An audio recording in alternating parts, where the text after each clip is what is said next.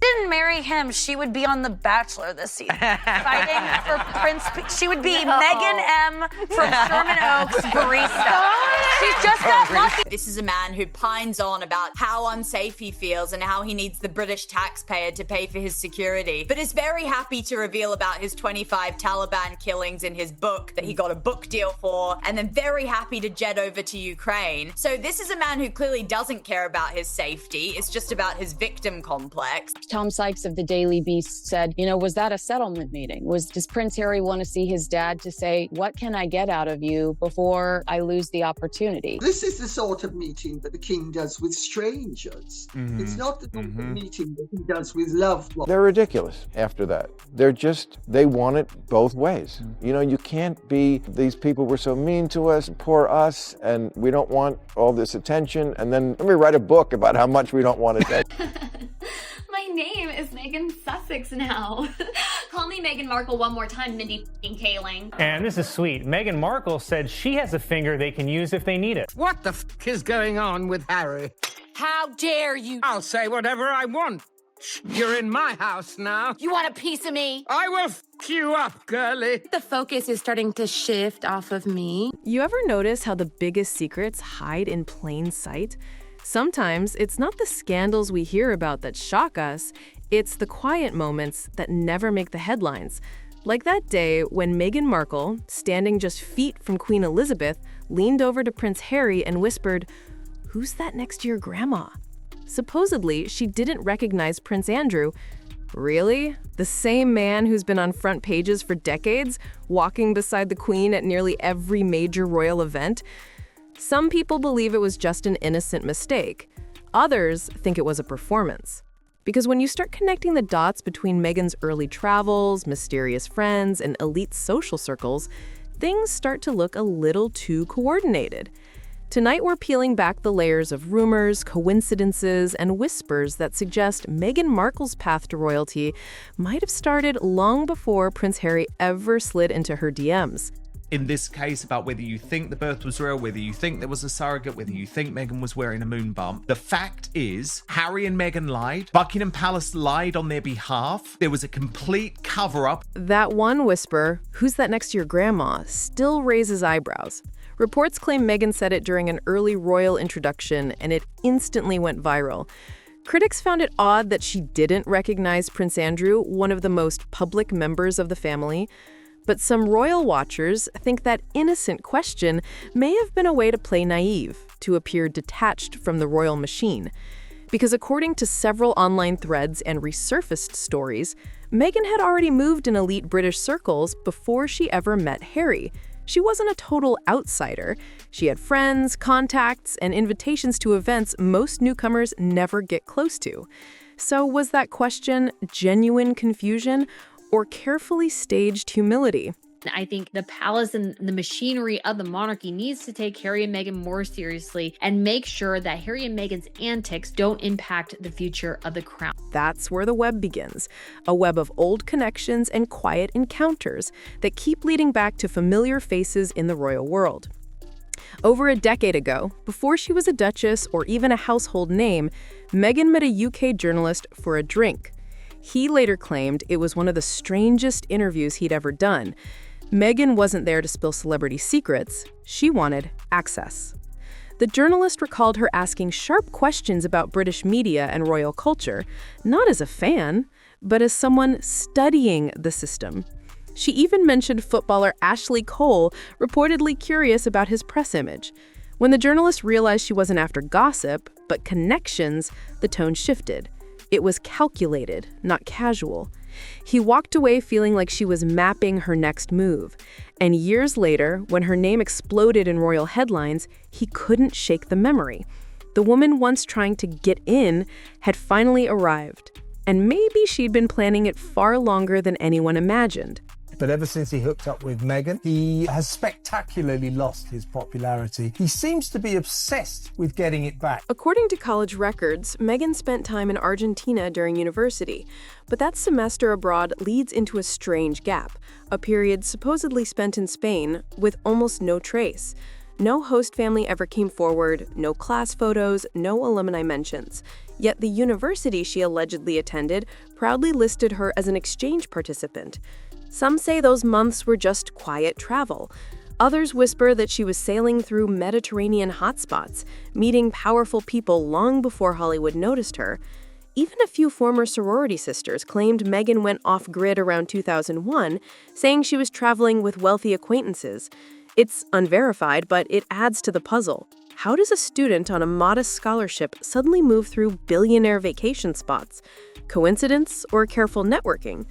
Either way, that blank chapter in Spain remains one of the least documented parts of her life story, and one that rarely gets discussed. No more following Granny's rules. Don't wear your pants on your head, Harry. Don't bath on the butler, Harry. If I want to play polo in my living room, who's gonna stop me? Stop that. One name that appears in whispers from that same period is John Elias, a wealthy international figure reportedly close to Prince Andrew. According to scattered forum posts and old event lists, Elias was often seen traveling with the same elite group that included Andrew during the early 2000s.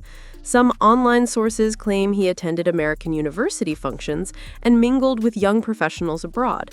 And that's where things get interesting. Meghan, still a student then, was known to attend social gatherings with global guests. There's no confirmed photo linking her and Elias, but several of her friends recalled older, international men funding trips and parties during that time. While none of it proves a direct tie, it paints a curious backdrop, one that connects her early travels to figures who, coincidentally, were also deeply embedded in royal and billionaire circles. The kind of coincidences that keep adding up.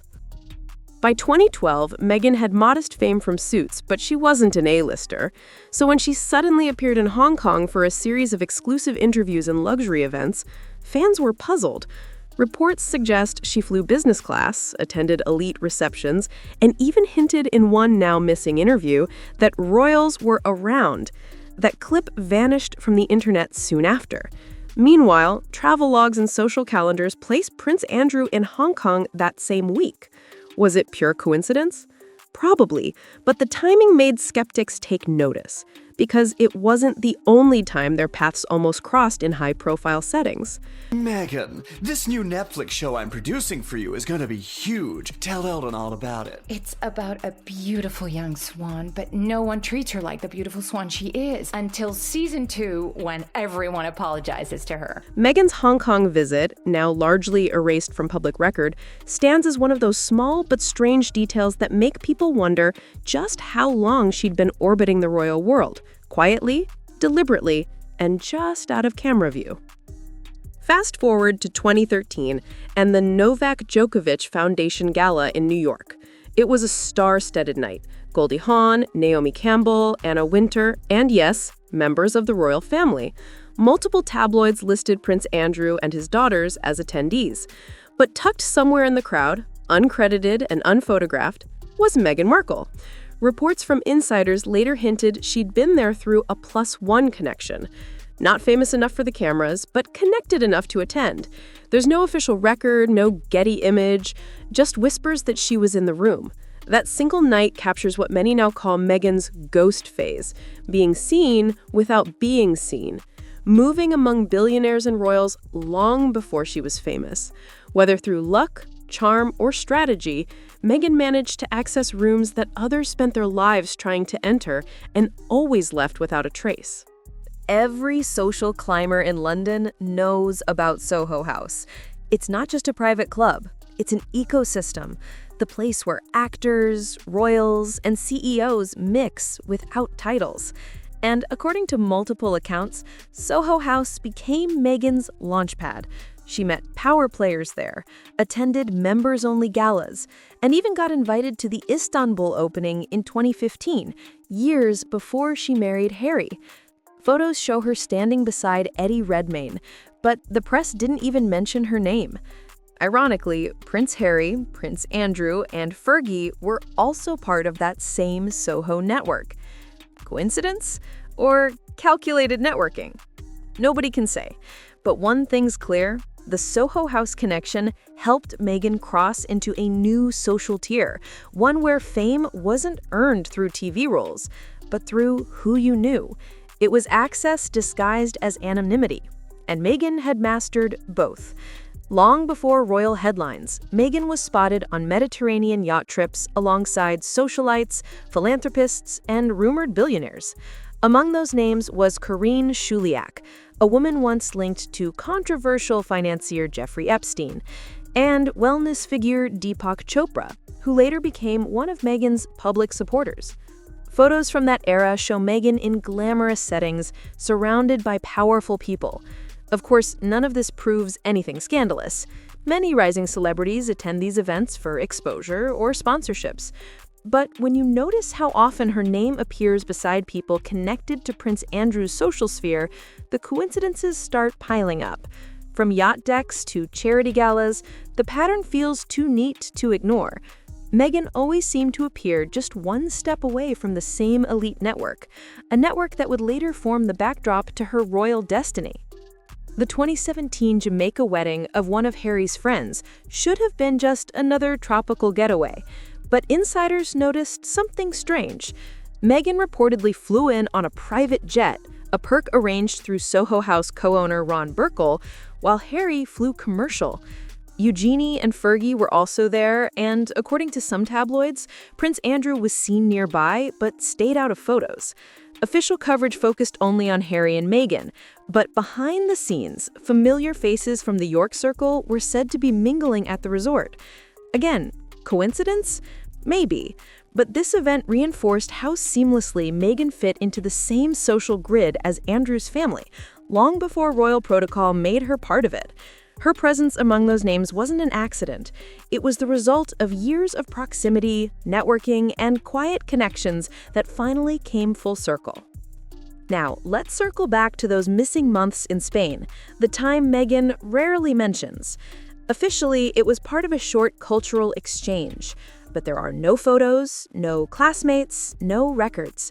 Former friends say she described that period as life-changing, involving travel through Europe and Asia with wealthy friends. Again, these are just secondhand accounts, but they align eerily well with the timeline of Andrew's known travel companions. During that same year, he was moving between Asia and the Mediterranean, often aboard private yachts. The overlap is impossible to confirm, yet impossible to ignore. When you line up the places, the people, and the timing, it feels like Meghan's royal journey didn't start in 2016 with an Instagram DM. It might have begun years earlier, quietly, strategically, and in the company of people who already knew the royal playbook. So, did Meghan Markle really not know who Prince Andrew was? Or was she pretending not to know? The truth may never be proven.